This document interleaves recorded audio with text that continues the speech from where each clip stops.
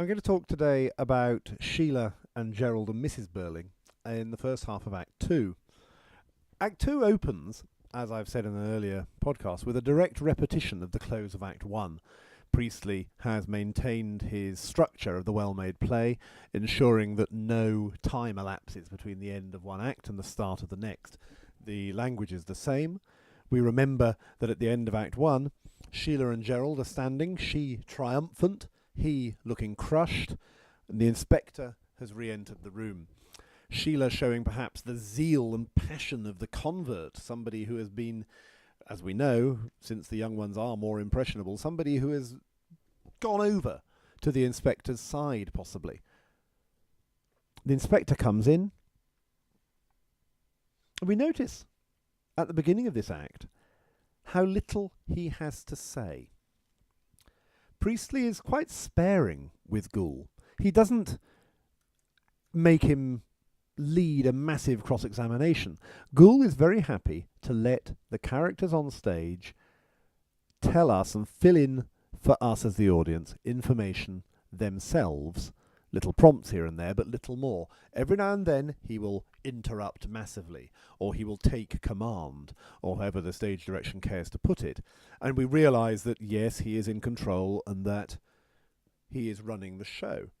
But at this point, Gerald wants Sheila out of the way so that he can tell his story about his affair.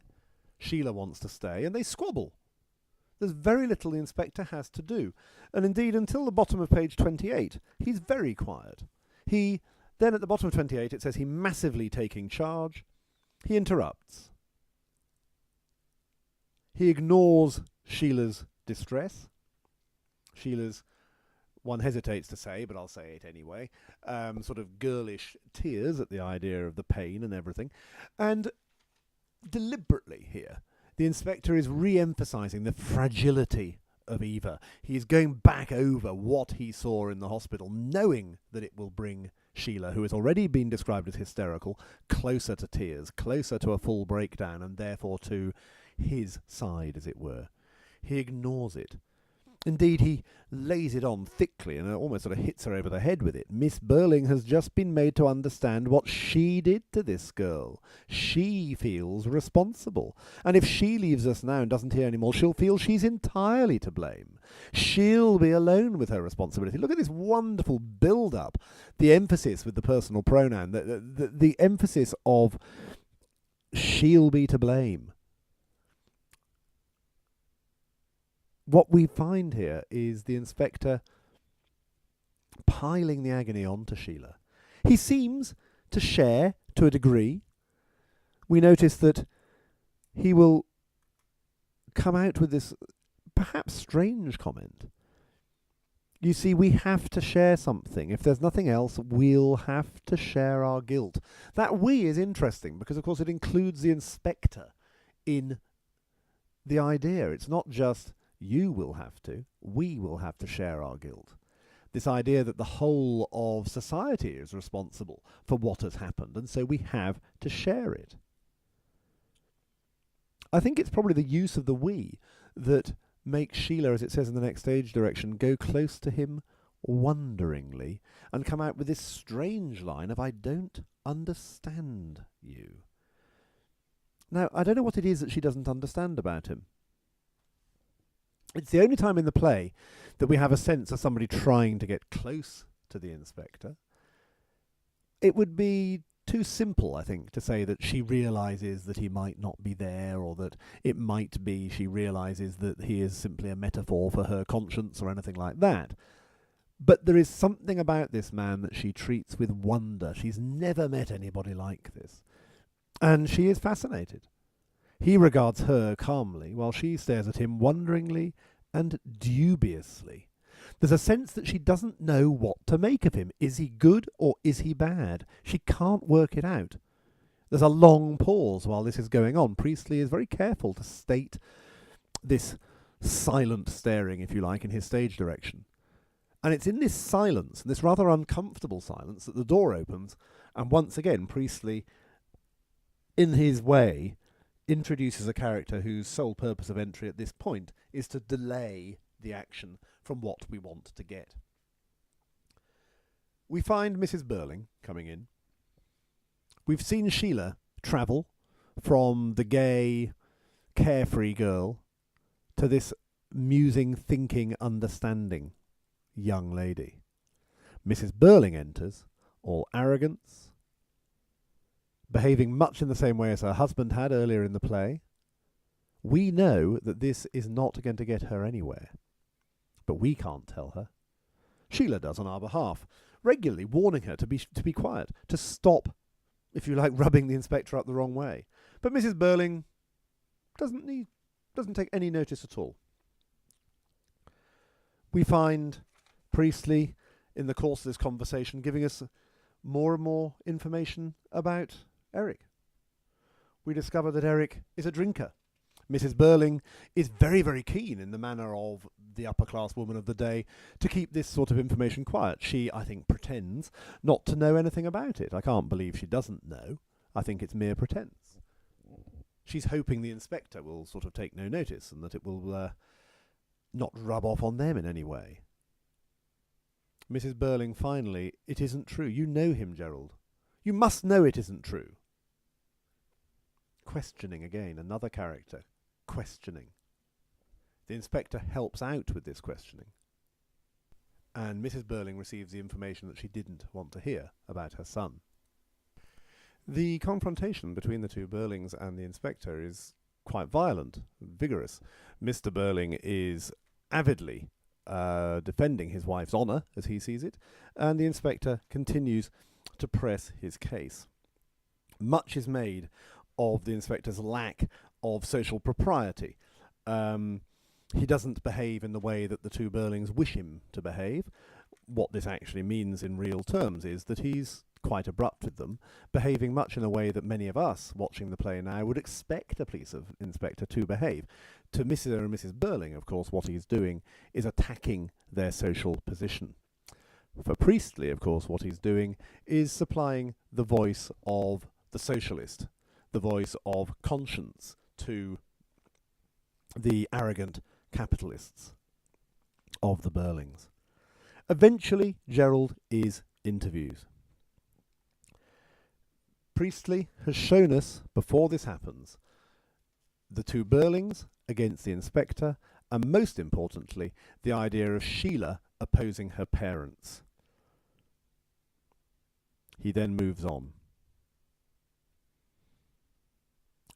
In the rather calm explanation that follows, Gerald gives much information, as well as confirming our opinion of him, perhaps, as a character. He's slightly different to the rest. He's halfway between the two. He's very calm here. He tells the story, much as Sheila had done. Quite plain. We hear about politics in the conversation about Alderman Meggetty. The idea to the Burlings that his very social status must make him above reproach, which is countered with Sheila's realism, her story of the young girl that went to see him in the office. And we also see Gerald in terms of the way that he would like us to see him. His character is enlarged by this notion of the knight in shining armour riding to the rescue of the poor young girl. It's almost as if Gerald creates very quickly a sort of dream world for him to exist in. We notice, amongst other things, that Mr. Burling is silent on the subject of Alderman Meggetty. He probably already knows. It's perfectly possible, I suppose, although we have no evidence for it, so I wouldn't go there, that he frequents this type of bar himself.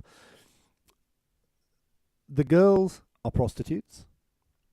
There is probably, in a way, less real social stigma on that then than now.